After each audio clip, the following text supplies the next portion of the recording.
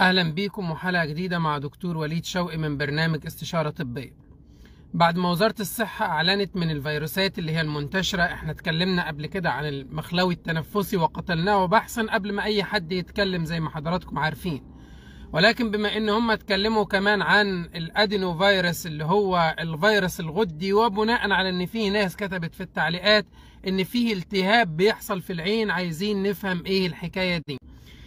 الفيروس الغدي بيعمل التهاب في العين، هوصفهولك دلوقتي وهقولك تتصرف ازاي، بس الكلام ده رسالة لان الكلام ده معدي جدا جدا جدا.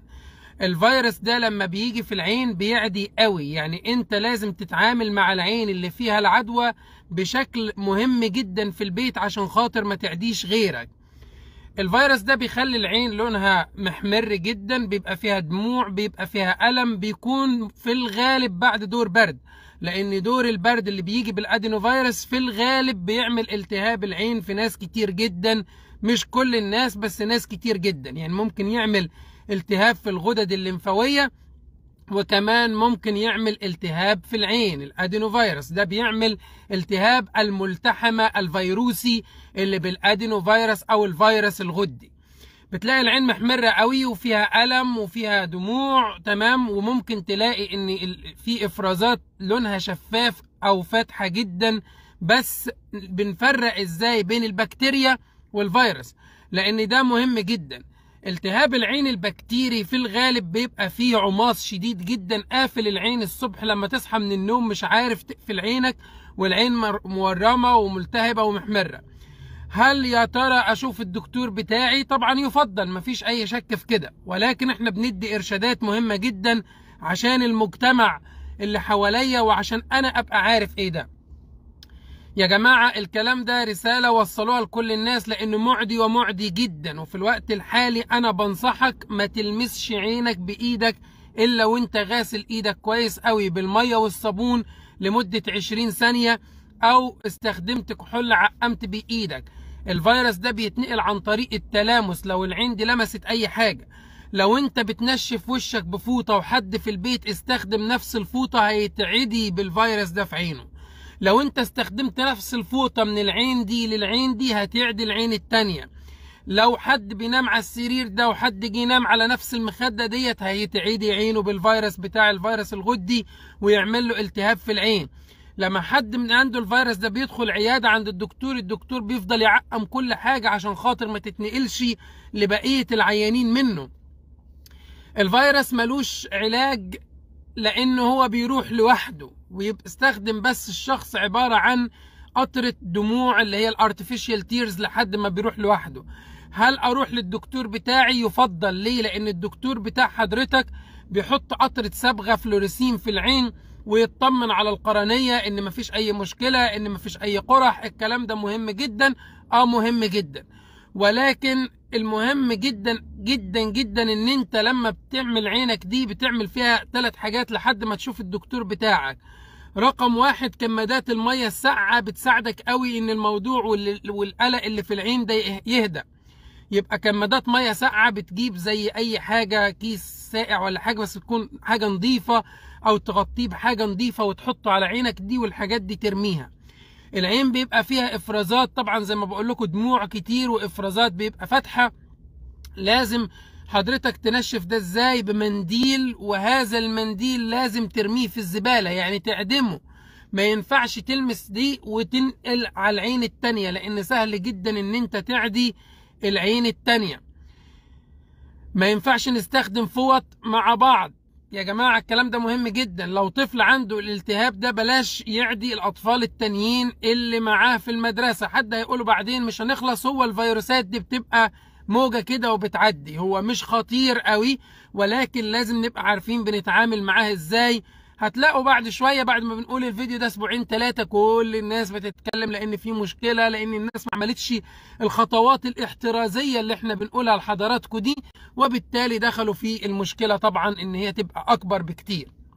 الموضوع بياخد له اسبوع ولا حاجة وبيروح، لكن الكمادات الساقعة بتساعد قوي. الدموع، قطرة الدموع زي سيستان، زي ريفريش، زي اي قطرة دموع، اي براند، اي ماركة، مش هتفرق خالص، بتساعدك قوي. بنشوف الدكتور بتاعنا طبعا مفيش مشكله خالص، ومحدش يلمس عينه ديت بايده بالذات في الوقت ده الا وانت ايدك نظيفه، لان الفيروس ده هتلاقوه نشيط دلوقتي.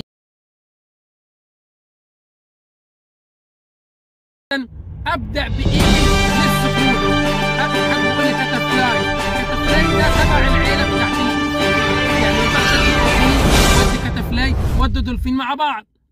طيب انا دلوقتي كشخص ابدا بايه فيهم؟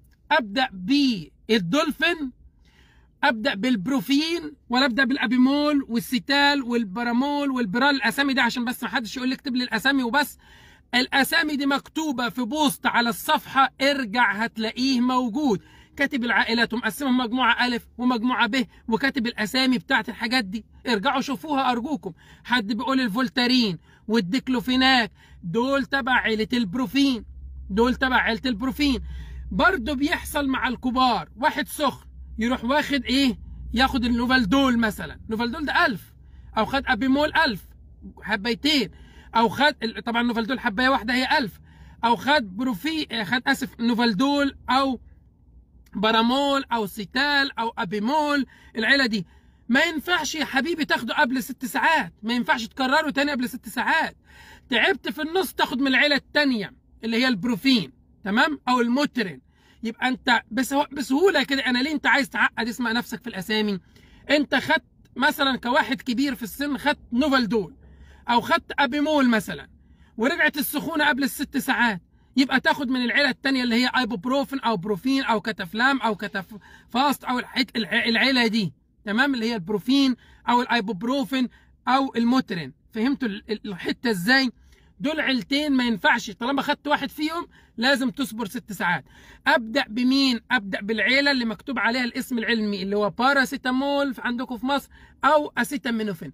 ده اسم علمي لدواء، ده اللي بنبدا بيه لانه هو كويس على المعده وكويس على الكلى وما فيش اي مشاكل فيه. ولكن ما جابش نتيجه هضيف معاه الثاني. وقلت الثاني لما اضيفه اللي هو البروفين او العيله دي لازم ان احنا نكون اكلين قبلها، تمام. الاسامي مجموعه الف ومجموعه ب موجودين. تدخل على صفحه استشاره طبيه، يعني الفيديو ده تروح دايس على كلمه استشاره طبيه وتروح داخل تطلع في الصفحه، هتلاقي البوست مكتوب بتاع خوافض الحراره والمجموعه الف والمجموعه ب، ومقسمهم.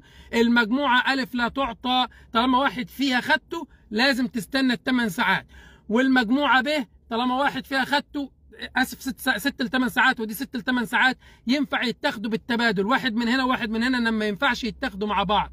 رجاء ارجوك يا سيدتي، ارجوك اياك تدي الطفل بروفين وبعدها قبل 8 ساعات تديله اللبوسه بتاعت الدولفين، ارجوكي.